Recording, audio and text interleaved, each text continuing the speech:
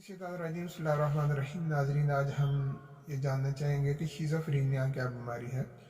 ये एक नफ्सियाती बीमारी है और इसकी मुख्तलिफ अलामात हैं।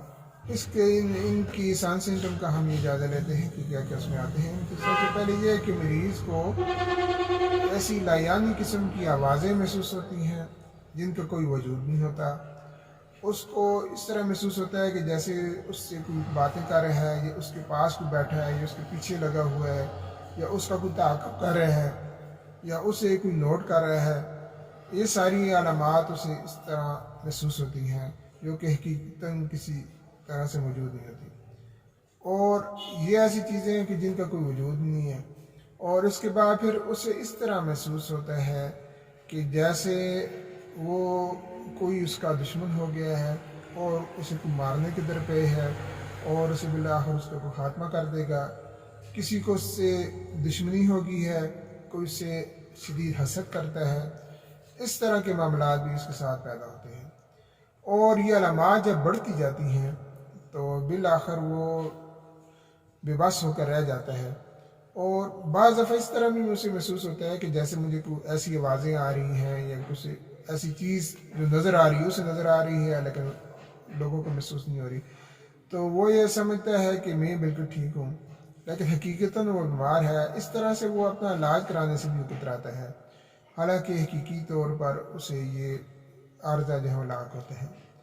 इसके साथ साथ ये भी मामलात होते हैं कि उसका जब ये बीमारी जब ज़्यादा बढ़ती जाती है तो वो बिल्कुल माशरे से अलग थलग रह जाता है। वो बेहिम्मत और कम हिम्मत हो जाता है और उसे खाने पीने की, अपने आप को संभालने की, अपने लिबास की, अपनी सफाई सुथराई की, अपने आराम की, अपनी खुराक की, इन सारी चीज़ों की कोई ख़ास उसे वो परवाह नहीं होती। और आस्ता आस्ता वो माशरे से बिल्कुल आइसोलेट हो जाता है, अलग हो जाता है। और ये कैफियत जब ज़्यादा बढ़ती जाती हैं तो इस बात का भी इम्कान हो सकता है कि वो बिलाखिर अपने आप को ख़त्म भी कर डाले, क्योंकि उसमें बहुत ज़्यादा ये परेशानियाँ जो है बढ़ती जाती हैं। इसकी जो वजूहत हैं उनका भी हम जिक्र कर देते हैं कि अगर पैदाइश के वक्त उसे कोई दिमागी तौर पर कोई चोट लग जाए सर में तो उससे भी ये अलामात पैदा हो सकती हैं। अगर कोई जुड़वा भाई है या बहन है, अगर किसी को एक भाई को ये मसला है तो दूसरे को भी इसका इम्कान 50% तक हो जाता है। वरना ये बीमारी इतनी आम नहीं है कि 1% तक लोगों को ये बीमारी लगती है, और औरतों और मर्दों में इसका तनासब तकरीबन बराबर ही है।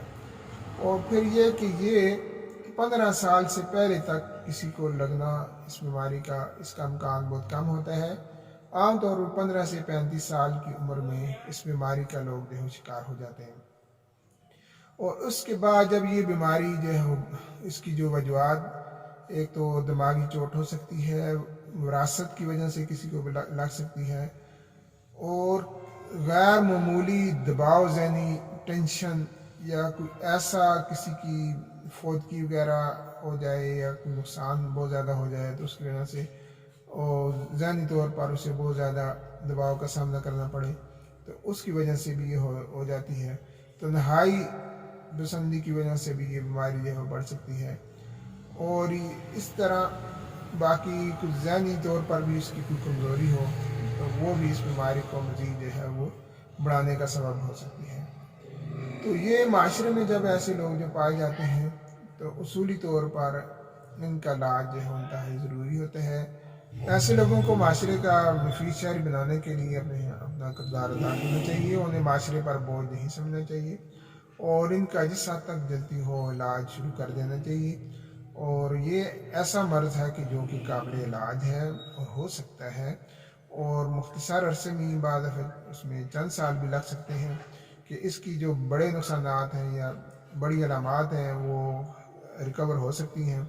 और बहुत कम ऐसे लोग हैं कि तकरीबन इस बीमारी के शिकार 20% ऐसे लोग हैं कि जिनके साथ ये साइंस सिम्टम जो है वो एक अरसे तक जो है वो रहते हैं और उनकी जान नहीं छोड़ते।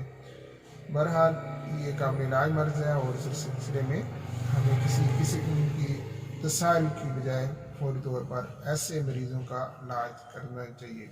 اللہ تعالیٰ ہمیں ہر قسم کی بیماریوں سے محفوظ رکھے. آئندہ آنے والی ویڈیو تک